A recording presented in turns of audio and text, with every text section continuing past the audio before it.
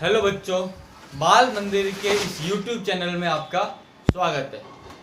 बच्चों, हम class 10th के प्रकाश चैप्टर की बात कर रहे थे, जिसमें आज बच्चों हम लोग स्टार्ट करेंगे गोलीय दर्पण। बच्चों, अब तक हम लोगों ने जो बात की थी, हमने परावर्तन की बात कंप्लीट कर ली थी। बच्चों, परावर्तन मैंने आप लोगों को पूरा बता दिया था। बच्चों, उसके बाद हम लोगों ने समतल दर्पण की बात की थी, वो भी हमने कंप्लीट किया था कि किस प्रकार समतल दर्पण से प्रतिबिंब का निर्माण होता है, बिंब और प्रतिबिंब, इसमें काफी सारी विशेषताएं थी। प्रतिबिंब कैसा बनता है समतल दर्पण से बच्चों? आभासी।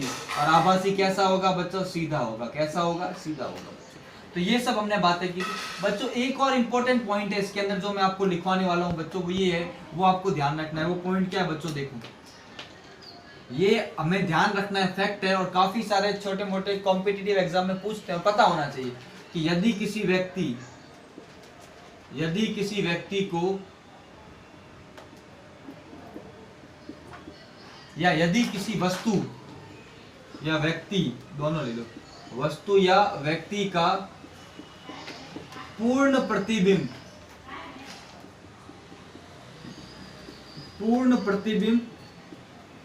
समतल दर्पण में प्राप्त करना हो, समतल दर्पण में प्राप्त करना हो तो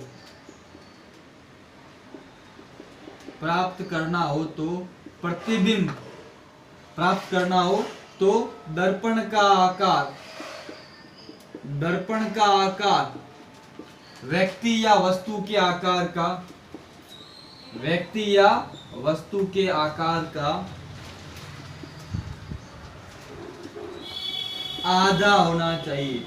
बच्चों, ये फैक्ट आपको ध्यान रखना है। मतलब क्या है? जैसे मान लो, सपोज मेरी हाइट कितनी है? 6 फीट है, और मुझे अपने आकार का पूर्ण प्रतिबिंब देखना है, तो कम से कम दर्पण की ऊंचाई 3 फीट होनी चाहिए। 3 फीट या इससे ज्यादा होनी चाहिए। अगर 3 फीट से कम होगी तो हमारा पूर्ण प्रतिबिंब, मतलब मेरा पूर्ण प्रतिबिंब प्राप्त नहीं होगा। तो बच्चों, एक ये फैक्ट आप लोगों को क्या करना है? ध्यान रखना है, पता होना चाहिए बच्चों। ये एक जनरल फैक्ट है बच्चों। तो बच्चों, ये आपको ध्यान रखना है। फिर हम लोग स्टार्ट करेंगे गोलीय दर्पण के बारे में। तो इस नोट को आप लोग अपनी कॉपी में नोट कर लो। इसके बाद बच्चों मैं अभी स्टार्ट करूंगा गोलीय दर्पण। बच्चों ध्यान रखना, तो इसको मैं इरेज कर रहा हूँ। अभी हम लोग स्टार्ट करेंगे बच्चों गोलीय दर्पण। किसकी बात करेंगे बच्चों? हम लोग गोलीय दर्पण की बात करेंगे बच्चों। ध्यान रखना, गोलीय दर्पण का टॉपिक हम लोग पढ़ने वाले बच्चों। तो बच्चों देखो, गोलीय दर्पण की बात करूं तो बच्चों क्या होगी परिभाषा? ऐसा दर्पण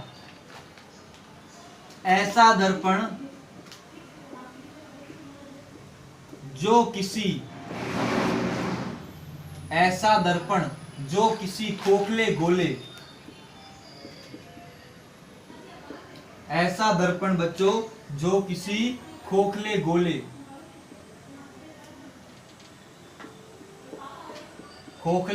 का भाग हो।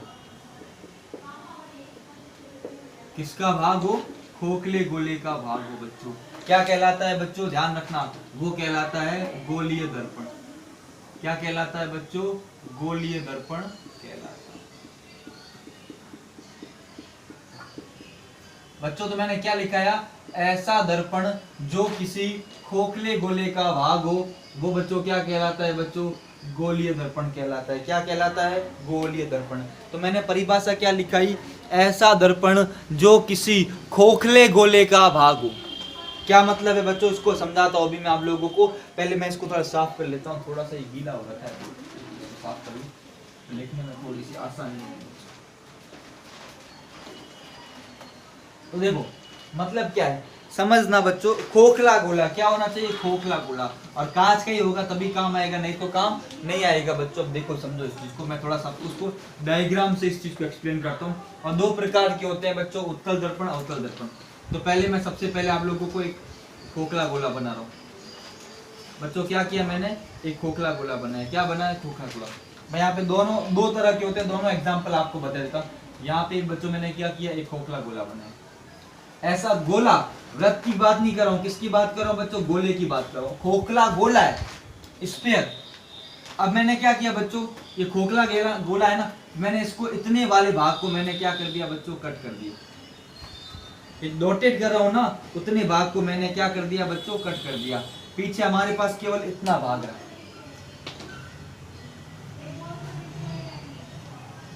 यहाँ पे बच्चों मैंने क्या किया, खोखले आधे मतलब इसके कुछ भाग को मैंने क्या कर दिया बच्चों, कट कर दिया। क्या कर दिया, कट कर दिया। हमारे पास इतना वाला भाग क्या रहा बाकी है। अब बच्चों ये हमने कट कर दिया, अब ये इसके मैंने एक सिरे पे क्या कर दी, पॉलिश कर दी। कौन से पे पॉलिश की, ऊपरी सिरे पे। यहाँ मैंने क्या कर दी बच्चों, अंदर धसे हुए सिरे पे क्या कर दी बच्चों, पॉलिश कर दी। तो ये इसमें ये वाली सतह परावर्तक सतह का काम करेगी, इसमें ये वाली सतह परावर्तक। यहाँ पे ये जो तीर लगा ये सतह कौन सी है बच्चों, परावर्तक सतह। और यहाँ पर ये बाहर वाली सतह परावर्तक सतह का काम कर रही है। तो खोखले गोले के उभरे सिरे पे अगर मैंने पॉलिश कर दी, यहाँ पे जो दर्पण बना इसको बच्चों क्या कहते हैं, इसको कहते हैं अवतल दर्पण। क्या कहते हैं बच्चों, अवतल दर्पण, या बोलते हैं कॉनकेव मिरर। इसको बोलते हैं बच्चों उत्तल दर्पण, या इसको कहते हैं बच्चों कॉन्वेक्स मिरर। तो मैंने क्या बताया बच्चों, ये ऐसा है, इस तरह का है, ये वाली सतह परावर्तक है, इसमें ये वाली सतह। एक में उत्तल दर्पण में उभरी हुई सतह परावर्तक सतह है, अवतल दर्पण में अंदर धसी हुई सतह कैसी है, परावर्तक सतह है। तो बच्चों गोलीय दर्पण कितने प्रकार के होते हैं बच्चों, दो प्रकार के। एक तो होता है उत्तल दर्पण और दूसरा क्या होता है बच्चों, अवतल दर्पण। बच्चों इसको आप नोट कर लो, फिर मैं आगे चर्चा करता हूँ। बच्चों एक बार इसको आप लोग नोट कर लो अच्छे से, इसको आप नोट कर लो अच्छे से, एक बार नोट कर लो बच्चों, फिर साफ कर लो।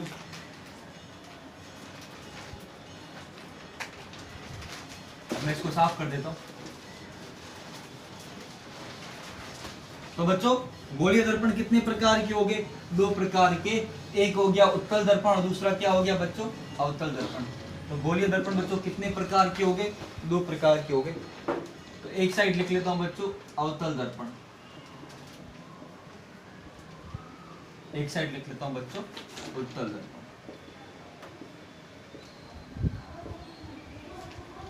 क्या लिखेंगे, ऐसा दर्पण, ऐसा दर्पण जिसकी अंदर धसी हुई सतह, अंदर धसी हुई सतह परावर्तक पृष्ठ का कार्य करती है। अंदर धसी हुई सतह परावर्तक पृष्ठ का कार्य करती है। बच्चों क्या कहलाता है बच्चों, अवतल दर्पण कहलाता है। क्या कहलाता है बच्चों, अवतल दर्पण कहलाता है। और इसमें क्या होगा, ऐसा गोलीय दर्पण, ऐसा गोलीय दर्पण जिसकी उभरी हुई सतह, जिसकी उभरी हुई सतह परावर्तक पृष्ठ का कार्य करे, जिसकी उभरी हुई सतह परावर्तक पृष्ठ का कार्य करे, परावर्तक पृष्ठ का कार्य करे। बच्चों इसे हम लोग क्या करेंगे, इसे हम लोग कहेंगे उत्तल दर्पण। क्या कहेंगे, उत्तल दर्पण कहलाता है। तो बच्चों एक हो गया उत्तल दर्पण, एक हो गया अवतल दर्पण। अब ध्यान रखना, अवतल में उभरी हुई सतह पे पॉलिश की जाती है, जबकि उत्तल में अंदर धसी हुई सतह पर पॉलिश की जाती है। दोनों एक दूसरे का बच्चों उल्टा है, ध्यान रखना। मतलब अगर अंदर धसी हुई सतह, बच्चों मैंने अभी आपको डायग्राम बना के बताया था बच्चों, वापिस बना लेता हूँ खाली। ये दर्पण कैसा है बच्चों, अवतल दर्पण। और ये दर्पण कैसा है बच्चों, उत्तल दर्पण। इसको कहते हैं बच्चों कॉनकेव, इसको कहते हैं कॉन्वेक्स। तो बच्चों बात समझ में आ रही है, नहीं आ रही, आ रही होगी आपको अच्छे से। मैं जो बोल रहा हूँ बात भी समझ में आ रही होगी, क्योंकि अच्छे से बता रहा हूँ तो समझ में तो आएगी ना सर। ठीक है बच्चों, तो ये परिभाषा नोट कर लो, फिर मैं आगे और नई बातें आप लोगों को बताता हूँ। एक बार इस परिभाषा को अब अच्छे से बच्चों क्या कर लो, नोट कर लो, अच्छे से प्रॉपर तरीके से इसको नोट कर लो बच्चों आप लोग।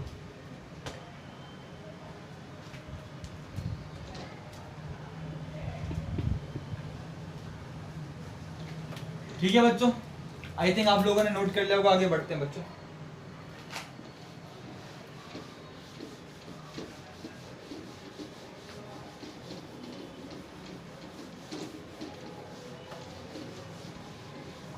अब हम बात करते हैं गोलीय दर्पण से संबंधित कुछ परिभाषाएं। बच्चों, गोलीय दर्पण से संबंधित कुछ परिभाषाएं। किससे संबंधित बच्चों? गोलीय दर्पण से संबंधित कुछ परिभाषा। तो बच्चों अभी हम लोग बात करेंगे गोलीय दर्पण से संबंधित कुछ परिभाषाओं की बात करते हैं बच्चों।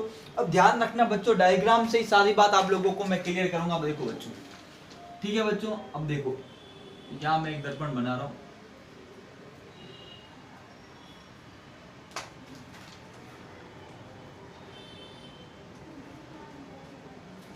मैंने बाकी वाले सिरे को मैं डैश डैश कर देता हूं। ये वाला सिरा हमारा बच गया, जिसको मैं डार्क कर देता हूं। ठीक है, यहाँ पे भी सेम यही करते हैं।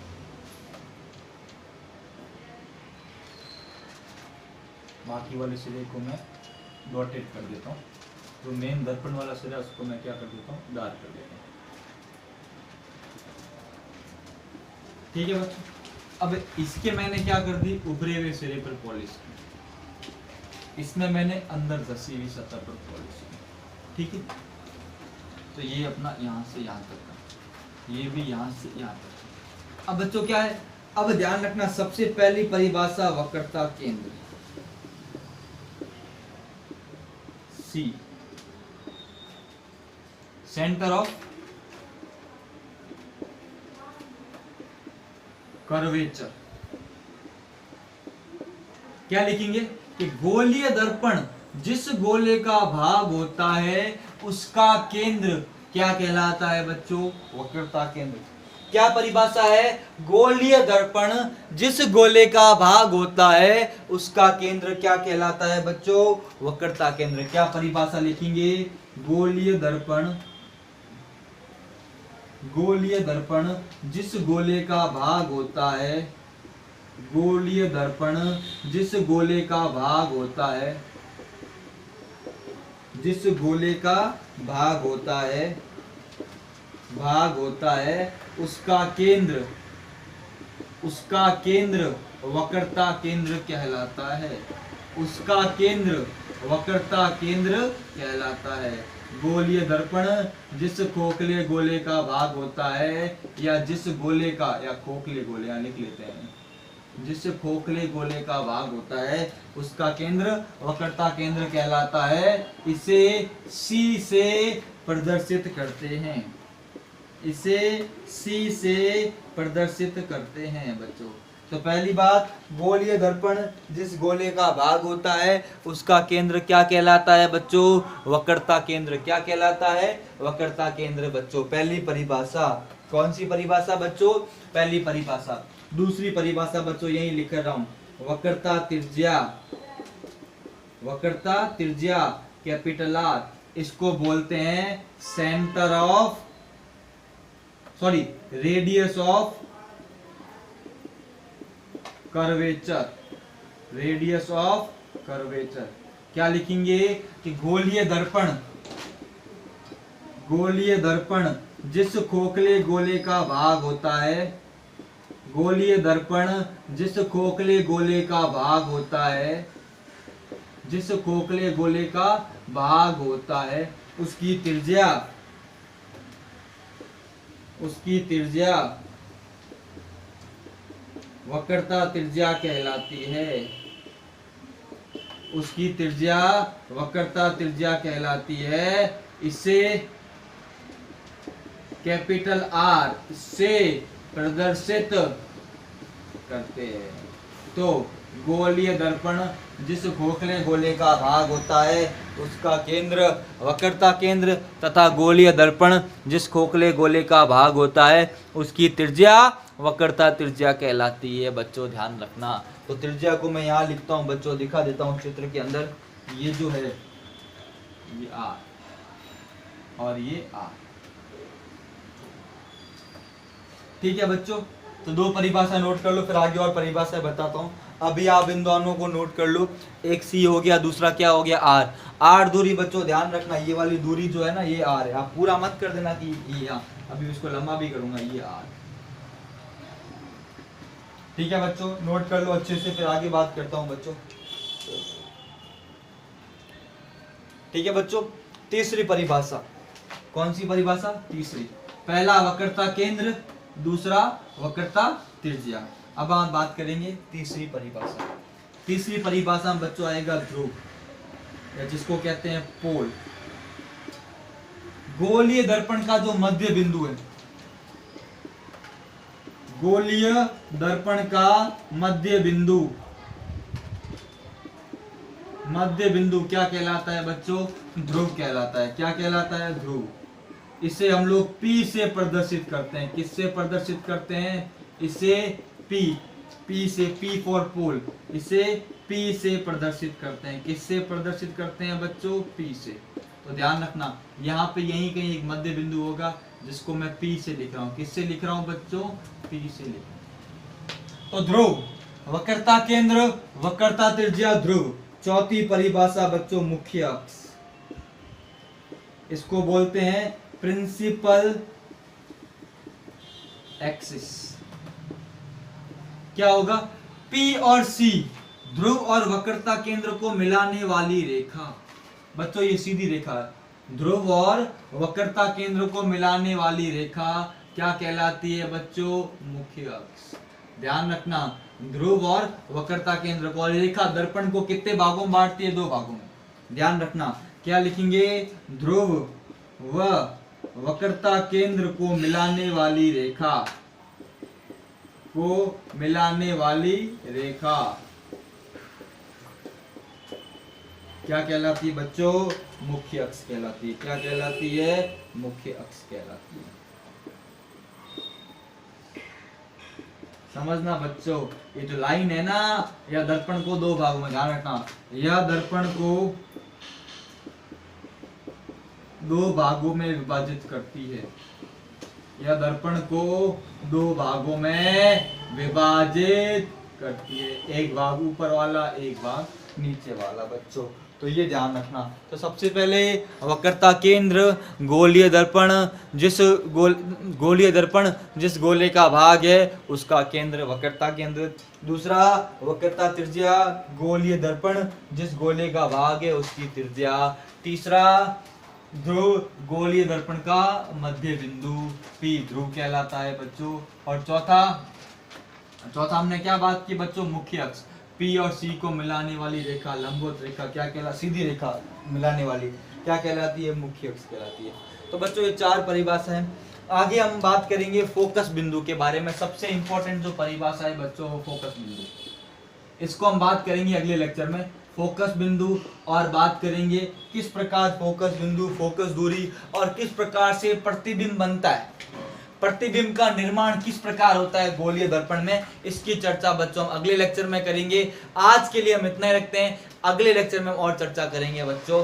वीडियो को बच्चों ज्यादा से ज्यादा देखें, लाइक करें, शेयर करें, हो सके उतना आप लोग इनको बच्चों क्या करें? शेयर करें। थैंक यू सो मच बच्चों।